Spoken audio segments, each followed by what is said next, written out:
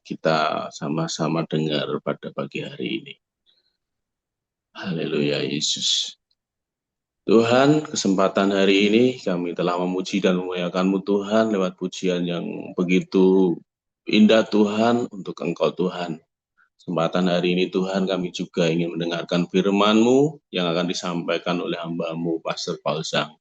Tuhan, kiranya firman yang akan kami dengar Tuhan menjadi rema di dalam kehidupan kami dan menjadi pencerahan dalam kehidupan kami sehingga kami melakukan firman Tuhan dengan baik Tuhan.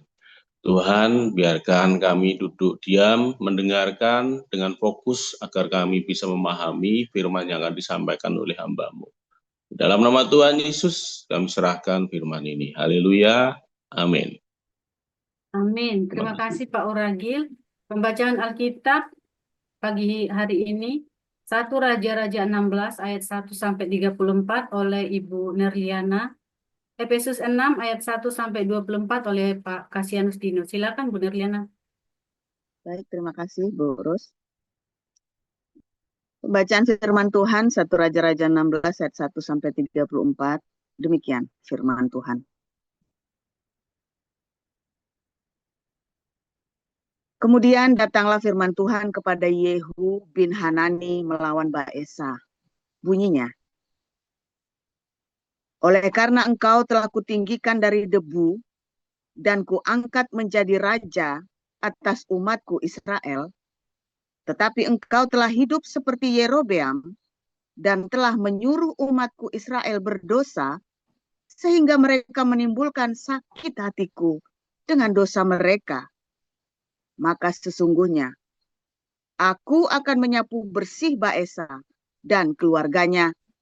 Kemudian aku akan membuat keluargamu seperti keluarga Yerobeam bin Nebat. Siapa yang mati daripada Baesa di kota akan dimakan anjing, dan yang mati daripadanya di padang akan dimakan burung yang di udara. Selebihnya dari riwayat Baesa dan apa yang dilakukannya dan kepahlawanannya, bukankah semuanya itu tertulis dalam kitab sejarah Raja-Raja Israel? Kemudian Baesa mendapat perhentian bersama-sama dengan nenek moyangnya, dan ia dikuburkan di Tirza. Maka Ela, anaknya, menjadi raja menggantikan dia. Juga dengan perantaraan Nabi Yehu bin Hanani, firman Tuhan telah datang melawan Baesa dan melawan keluarganya, baik karena segala yang jahat yang telah dilakukannya di mata Tuhan, sehingga ia menimbulkan sakit hati Tuhan dengan perbuatan tangannya, dan dengan demikian menjadi sama seperti keluarga Yerobeam, maupun oleh karena ia telah membunuh Yerobeam. Dalam tahun ke-26 zaman Asa, Raja Yehuda, Ela, anak Baesa, menjadi raja atas Israel di Tirza. Ia memerintah 2 tahun lamanya. Zimri, pegawainya yang menjadi panglima atas setengah dari pasukan kereta, mengadakan persepakatan melawan dia.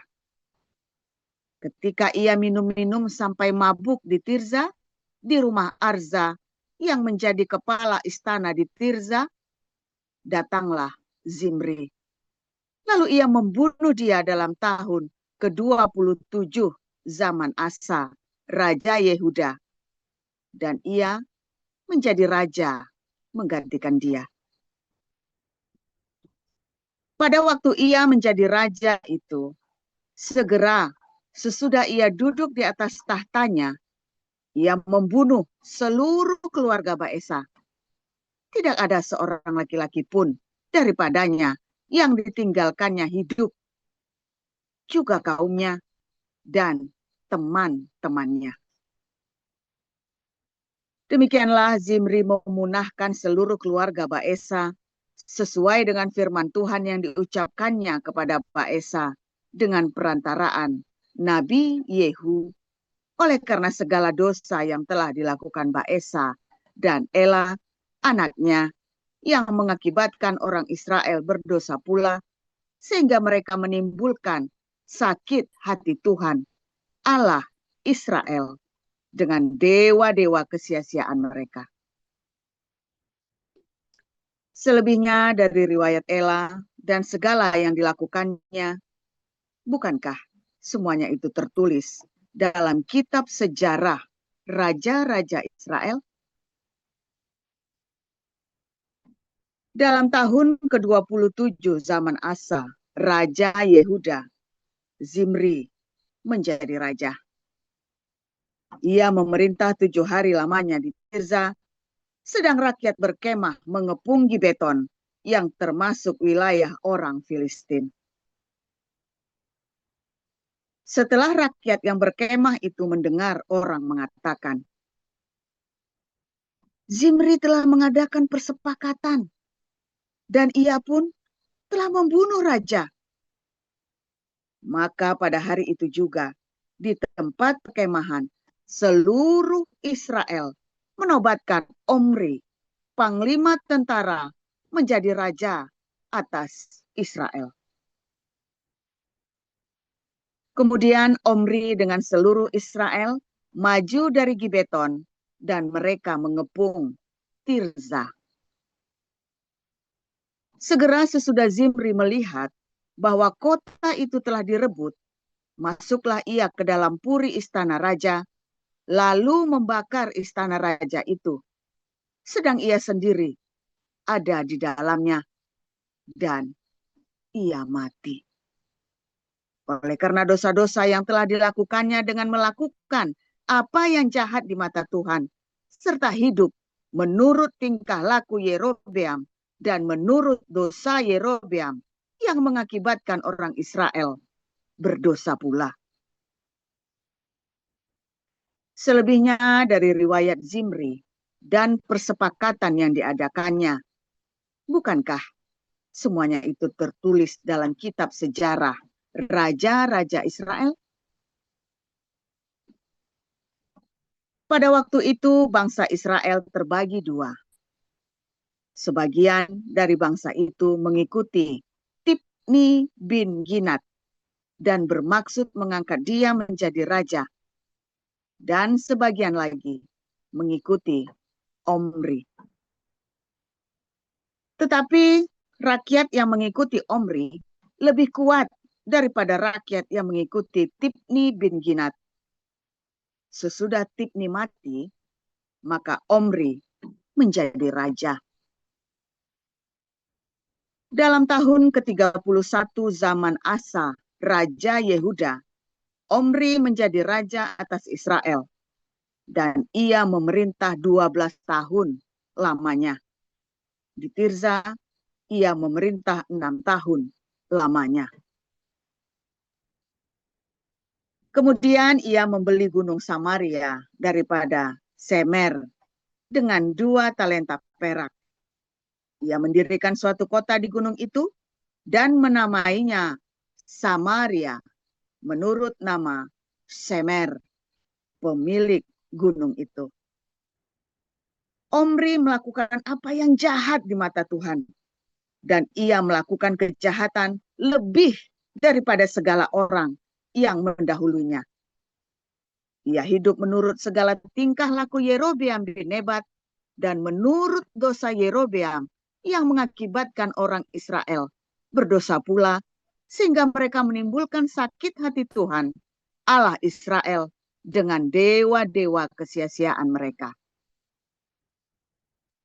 Selebihnya dari riwayat Omri, apa yang dilakukannya dan kepahlawanannya, bukankah semuanya itu tertulis dalam kitab sejarah raja-raja Israel? Kemudian Omri mendapat perhentian bersama-sama dengan nenek moyangnya. Dan ia dikuburkan di Samaria. Maka Ahab, anaknya, menjadi raja menggantikan dia. Ahab anak Omri menjadi raja atas Israel dalam tahun ke-38 zaman Asa, Raja Yehuda.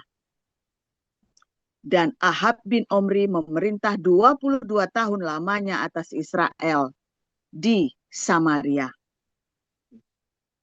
Ahab bin Omri melakukan apa yang jahat di mata Tuhan, lebih daripada semua orang yang mendahuluinya. Seakan-akan belum cukup ia hidup dalam dosa-dosa Yerobeam bin Nebat, maka ia mengambil pula Izebel, anak Etbaal, raja orang Sidon, menjadi istrinya, sehingga ia pergi beribadah kepada Baal dan sujud menyembah kepadanya. Kemudian ia membuat mesbah untuk Baal itu di kuil Baal yang didirikannya di Samaria. Sesudah itu, Ahab membuat patung Asyera, dan Ahab melanjutkan bertindak demikian, sehingga ia menimbulkan sakit hati Tuhan, Allah Israel, lebih dari semua raja-raja Israel yang mendahuluinya. Pada zaman itu, Hiel, orang Betel, membangun kembali Yeriko dengan membayarkan nyawa Abiram, anaknya yang sulung.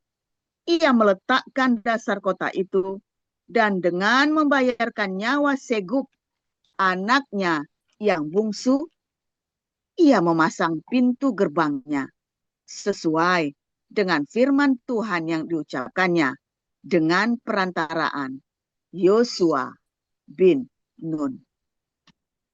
Demikian. Efesus pasal 6. Hai anak-anak, taatilah orang tuamu di dalam Tuhan, karena haruslah demikian.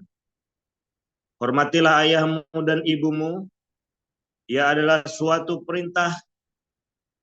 Ini adalah suatu perintah yang penting, seperti yang nyata dari janji ini, supaya kamu berbahagia dan panjang umurmu di bumi.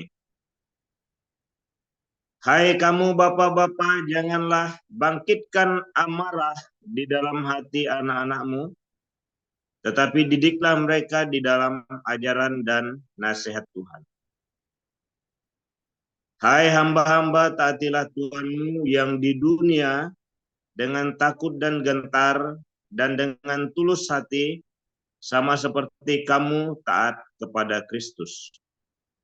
Jangan hanya di hadapan mereka saja untuk menyenangkan hati orang, tetapi sebagai hamba-hamba Kristus yang dengan segenap hati melakukan kehendak Allah, dan yang dengan rela menjalankan pelayanannya seperti orang-orang yang melayani Tuhan dan bukan manusia. Kamu tahu bahwa setiap orang, baik hamba maupun orang merdeka, kalau ia telah berbuat sesuatu yang baik, ia akan menerima balasannya dari Tuhan. Dan kamu tuan-tuan, perbuatlah demikian juga terhadap mereka, dan jauhkanlah ancaman. Ingatlah bahwa Tuhan mereka dan Tuhan kamu ada di sorga, dan ia tidak memandang muka. Akhirnya, hendaklah kamu kuat di dalam Tuhan, di dalam kekuatan kuasa-Nya. Kenakanlah seluruh perlengkapan senjata Allah, supaya kamu dapat bertahan melawan tipu muslihat iblis. Karena perjuangan kita bukanlah melawan darah dan daging, tetapi melawan pemerintah-pemerintah, melawan penguasa-penguasa, melawan penghulu-penghulu dunia yang gelap ini, melawan roh-roh jahat di udara. Sebab itu, ambillah seluruh perlengkapan senjata Allah, supaya kamu dapat mengadakan perlawanan pada hari yang jahat itu, dan tetap berdiri sesudah kamu menyelesaikan segala sesuatu. Jadi, berdirilah tegap, berikat pinggangkan kebenaran, dan berbaju zirahkan keadilan. Kakimu berkasutkan kerelaan untuk memberitakan Injil damai sejahtera. Dalam segala keadaan, pergunakanlah perisai iman, sebab dengan perisai itu kamu akan dapat memadamkan semua panah api dari si jahat. Dan terimalah ketopong keselamatan dan pedang roh, yaitu firman Allah. Dalam segala doa dan permohonan, berdoalah setiap waktu di dalam roh, dan berjaga-jagalah di dalam doamu itu untuk permohonan yang tidak putus-putusnya untuk segala orang kudus. Juga untuk aku, supaya kepadaku, jika aku membuka mulutku, dikaruniakan perkataan yang benar, agar dengan keberanian aku memberitakan rahasia Injil, yang kulayani sebagai utusan yang dipenjarakan. Berdoalah supaya dengan keberanian aku menyatakannya sebagaimana seharusnya aku berbicara. Supaya kamu juga mengetahui keadaan dan hal ikhwalku.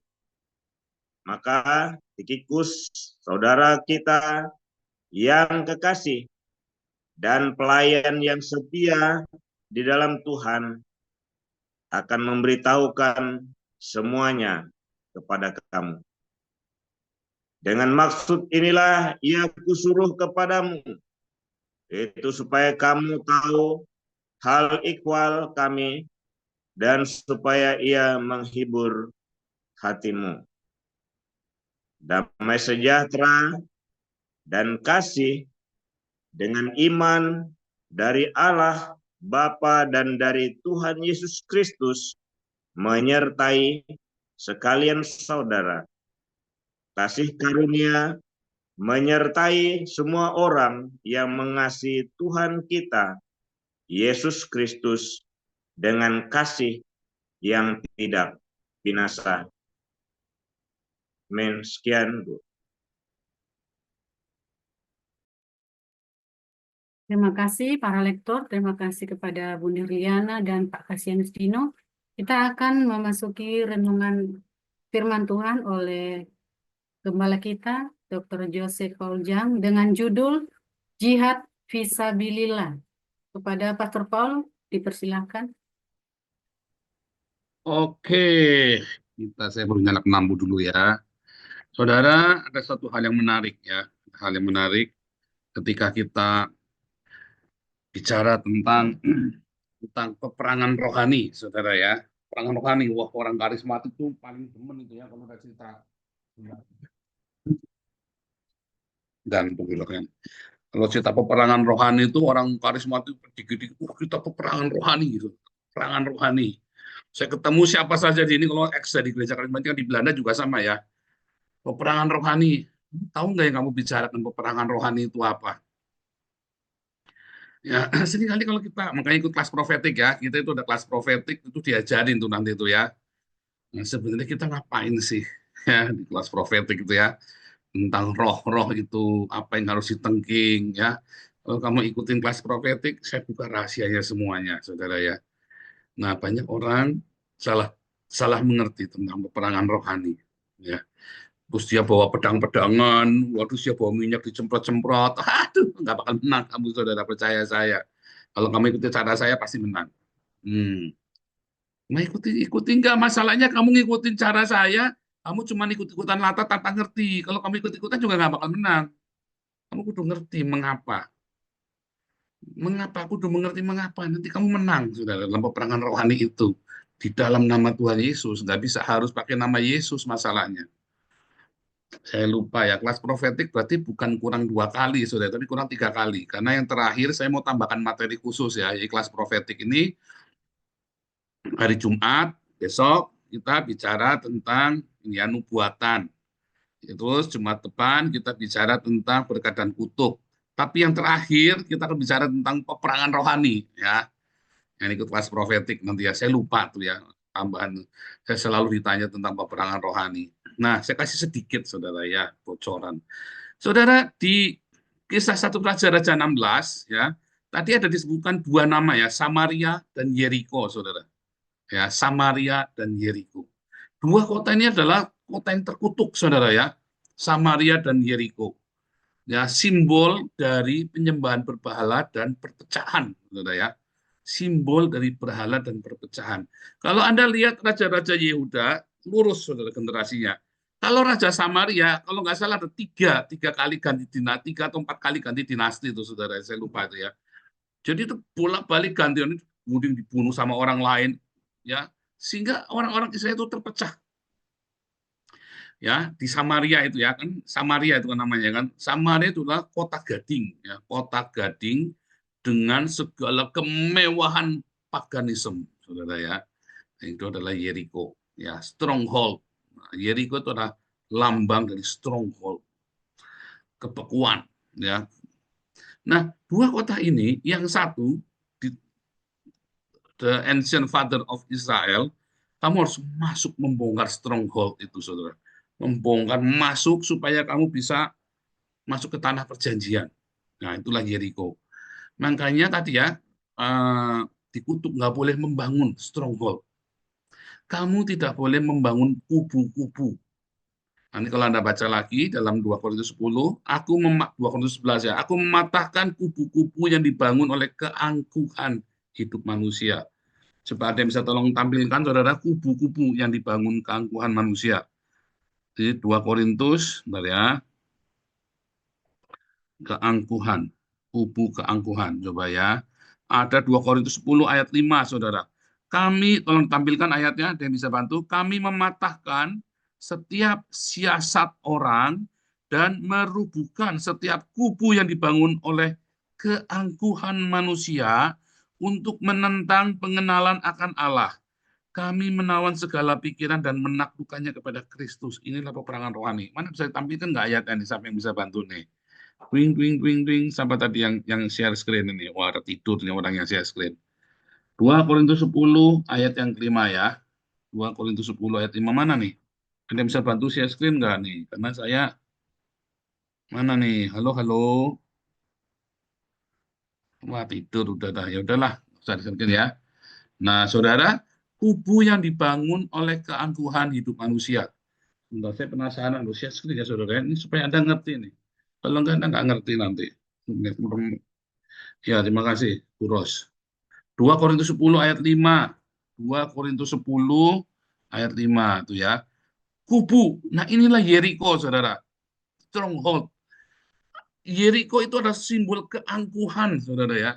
Keangkuhan hidup manusia. Makanya kalau kamu bangun keangkuhan hidup manusia, kamu kan bayar dengan seluruh keluargamu. Dengan anak sulung, dengan anak bungsu. Artinya apa? Seluruh generasimu habis, saudara. Dengan anak sulung, dengan anak bungsu. Artinya kamu akan rugi. Kalau kamu bangun keangkuhan hidup, gereja yang membangun keangkuhan hidupnya, yang membentengi liturgi, simbol-simbol demi kebesaran gereja itu. Jangan pikir saya nggak ngerti, saudara. Ketika saya membangun komunitas offline ya, Hagios Den Haag, saya ngerti, saudara. Dan saya tahu bahayanya membangun kubu-kubu, membangun menara Babel, dan apapun tuduhan kalian kepada saya tahu, saudara. Dan saya nggak ngerti, dan kalian nggak usah sok ngajarin saya. Ya, karena saya tahu apa itu kubu-kubu yang dibangun keangkuhan hidup manusia, sehingga orang tidak datang pada Tuhan, tapi datang kepada gereja, datang kepada organisasi gereja, kepada kebesaran nama seseorang. Ya, itulah ya, kubu-kubu itulah Jericho, saudara. Lalu apakah itu Samaria? Terima kasih ya, Bu Ros. Di ayat 24 tadi disebutkan Samaria. Ya, apa itu Samaria? Samaria itu adalah simbol kemewahan dari gereja, saudara. Kemewahan gaya hidup dari pendeta dan gereja.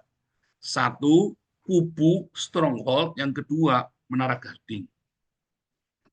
Bukan Menara Babel, Menara Gading. Ketika kalian pengen hidup mewah, ketika kalian pengen ya hidup dalam luxurious, ya, itulah sebabnya komunitas kita sederhana, simple, saudara ya. Simple. Kita banyak kasih makan. Itu prioritasnya kita. Ya, saya selalu mengencourage Anda untuk hidup di dalam kesederhanaan. Di dalam kesederhanaan. Walaupun kamu sanggup beli barang mewah, nggak usah. Barang yang sederhana. Bagus itu tidak selalu mahal. Ya, walaupun barang bagus ya ada harganya. Tapi jangan beli barang-barang mewah. Saudara ya. Utamakan hidup sederhana. Bukan pelit ya, sederhana. Memadankan diri. Nggak usah ngoyo. Hidup sederhana. Goblok-gobloknya kamu ngatur keuangan. Kalau kamu hidup sederhana, kamu akan cukup, saudara. Goblok-gobloknya kamu ngatur uang. Kan ada orang yang tidak pandai megang uang ya, ada orang yang tidak pandai mengatur keuangan. Saya termasuk orang yang tidak pandai mengatur keuangan, saudara ya. Karena dari kecil nggak pernah pegang uang saya. Jadi orang tua ajari anakmu pegang uang ya. Orang tua kalau kamu mampu, kalau kamu punya uang berlebih, ya, kamu kasih, anakmu kasih nih, misalnya kasih 100.000 satu minggu, kamu kelola, atau terserah, kamu kelola. Lihat, diajari nabung, diajari berdiakonia sendiri, ya, diajari nabung, diajari beli barang-barang dia sendiri. Kalau kamu punya lebih, ajari anakmu, saudara. Itu adalah ilmu, ya. Bukan diajari pelit, diajari mengelola uang, bukan diajari pelit, saudara. Bukan diajari foya-foya juga, bukan diajari pelit-pelit juga, bukan diajari foya-foya, mengelola uang itu. Untung rugi kalau kamu beli ini, kamu nggak bisa beli itu. Ya, jadi saudara ya, ajari anak-anak saya, karena kita ada tunjangan dari pemerintah ya, maka uangnya tak kasih, langsung tak transfer. Kalau kamu beli ini, kamu nggak bisa beli itu. Oh, beli, kamu kalau beli ini, kamu nggak bisa beli laptop. Laptop udah rusak, dan kita nggak mungkin minta-minta sama orang.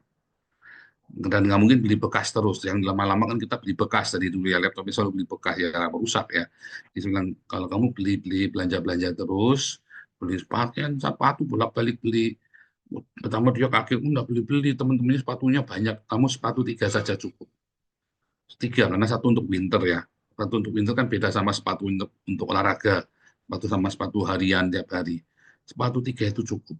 Kalau kita di Eropa nggak mungkin pakai sepatu winter terus panas, saudara ya.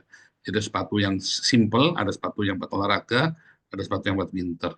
Punya 4, kadang-kadang sepatu yang buat ke gereja, ya, yang khusus buat ke gereja misalnya. Rata-rata orang sini punya, tapi teman-temannya punya sepatu sampai 10, saudara. Nggak perlu kamu sepatu sebanyak itu, buang, belajar buang. Nah itu ya. Balik lagi ya. Ada Yeriko, sebentar ini jam 8 nih. Ada Yeriko, ada Samaria. Itulah peperangan rohani. Ya, itulah kalau Anda lihat tadi ya, raja-raja itu kan saling berperang satu sama lain. Ketika ya, mengapa gereja itu pecah, saudara? Atau mengapa ya gereja yang hidupnya mewah, pendeta-pendetanya pasti sering pecah. Pecah itu kalau mengundurkan diri beda ya. Dan gereja selalu pecah gara-gara apa, saudara? Rata-rata uang. Karena pendeta-pendetanya ingin hidup mewah. Aku ya pengen dapat loh ya. Aku ya pengen dapat jatah. Ya kan? Coba kalau semua pendetanya mengutamakan hidup sederhana. Kalau semua otak itu hidup sederhana. Itu harus menjadi doktrin yang membentengi kepalamu, saudara. Itu harus menjadi doktrin yang membentengi kepalamu, hidup sederhana. Setiap pagi kamu bangun, otak kamu sampai hidup sederhana. Pakaian yang sederhana. Ya, hiasan, pernik-pernik yang sederhana. Hidup yang sederhana, saudara. Nanti kamu bahagia. Ya, jangan membangun kubu-kubu doktrin untuk menyembunyikan hawa nafsumu, saudara. Itulah yang dibangun di Yeriko. Makanya harus dimusnahkan Yeriko dan seluruh isinya. dibasmi, nggak boleh ada yang hidup. Tidak boleh ada hawa nafsu dan hedonisme tersisa dari hidupmu, saudara. Itu benar-benar harus dihabiskan, saudara. Loh, jangan ngomong saya sudah, kita semua terus dalam proses. Karena itu sangat menggoda. Tapi kalau kamu sudah terbiasa hidup sederhana, kamu nggak kepengen barang mewah. Tapi kalau kamu nggak punya barang mewah gara-gara kamu miskin, begitu kamu ada kesempatan, kamu kan delojoh, saudara. Tapi kalau kamu walaupun punya, segini saja takaran hidupnya. Maka ketika kamu diberkati luar biasa, ya kamu segitu saja. Nggak kepengen. Ya, beneran, itu adalah kebiasaan. Kamu nggak bisa ujuk-ujuk langsung jadi orang yang hidup sederhana, hidup suci, hidup nggak ada, saudara. Itu semua proses dari kebiasaan hidupmu. Makanya stronghold-nya itu harus diruntuhkan dulu. Apa yang menjadi stronghold dalam hidupmu? Ya kan? Keangkuhan hidupmu itu apa? Uangkah? Darah birukah? Apa yang menjadi stronghold-nya kamu? Yang menyembunyikan, yang kamu buat kemegahanmu itu, saudara. Ya kan? Itu harus diruntuhkan. Tiap hari, saudara. Tiap hari. Aku meruntuhkan kubu-kubu yang dibangun oleh keangkuhan. Apa yang menjadi keangkuhan hidupmu? Sekolahmu kah? Studimu kah? Gelarmu? Keningratanmu?